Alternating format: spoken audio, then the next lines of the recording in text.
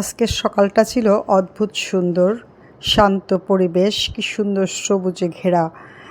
গতকাল সন্ধ্যার ভারী বর্ষণে মাশাল্লাহ আমার গাছপালা সব একদম সবুজ সতেজ হয়ে গেছে।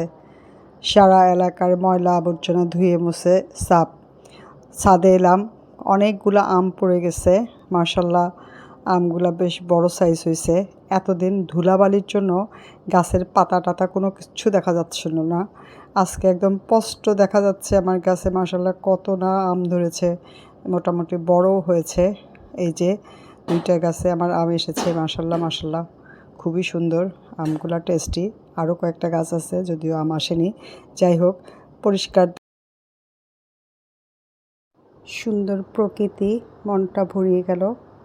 যাই হোক, আমার ছাদটাও পরিষ্কার হয়ে গেছে। ধুলাবালি ময়লা আবর্জনা আল্লাহর কি নীলাখেলা, মুহূর্তের মধ্যে সব পরিষ্কার ঝকঝকা। বছরের প্রথম বর্ষণ, ভীষণ সুন্দর সকাল ছিল, বাট সারাদিনে গরমে আবার একদম ভীষণ তাপ দেয়, জনজীবন অতিষ্ঠ হয়ে গেছে। যাই হোক, এইভাবেই চলতে হবে, কারণ সিজনটাই গরমের। এই যে আমার গাছপালাগুলো কত সুন্দর হয়েছে মাশাল্লাহ, কিন্তু কয়েকটা গাছ বাতাসে পড়ে গেছে। সেই গাছগুলো সারাদিন ঠিকঠাক করলাম, আরও বিভিন্ন কাজে ব্যস্ত ছিলাম। তো ভিডিও যদিও সকালে করেছি, আপলোড করা হয়নি।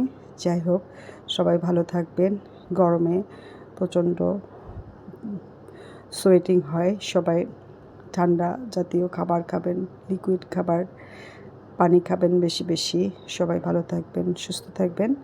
যে যেখানে আছেন সবাইকে অনেক অনেক অভিনন্দন বছরের প্রথম বর্ষার জন্য। যাই হোক, এই যে আমার গাছগুলা কতগুলা উল্টে গেছে, এই গাছগুলা ঠিক করলাম। সবাই ভালো থাকবেন, আমাদের জন্য দোয়া করবেন, আপনারাও ভালো থাকবেন। আল্লাহ হাফেজ।